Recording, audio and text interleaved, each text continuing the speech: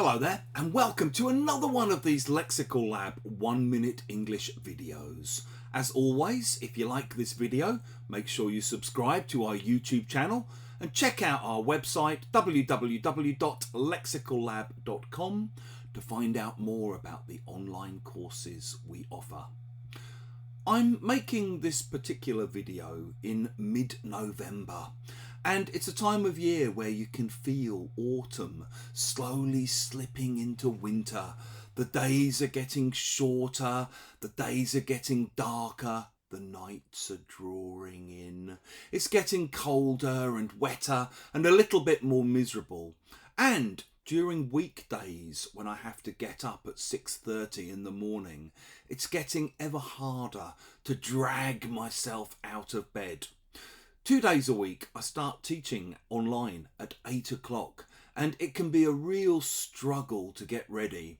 I have to have a shower, a shave. I need about 3 cups of coffee in order to feel fully functioning. Sometimes I have to go and splash cold water on my face, slap my face about a bit, in order to get my brain in gear for teaching. If you get your brain in gear, you make yourself think clearly so that you can deal with whatever it is you have to deal with. It's an idiom that comes from driving. When you're driving, if you're driving an old manual car like I have, maybe you have a gear stick, and as you accelerate, you change gears, you go up through the gears.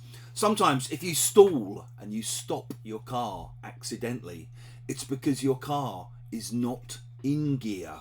You need to put it in gear. And you might complain, for example, it's just too early in the morning. I don't have my brain in gear yet.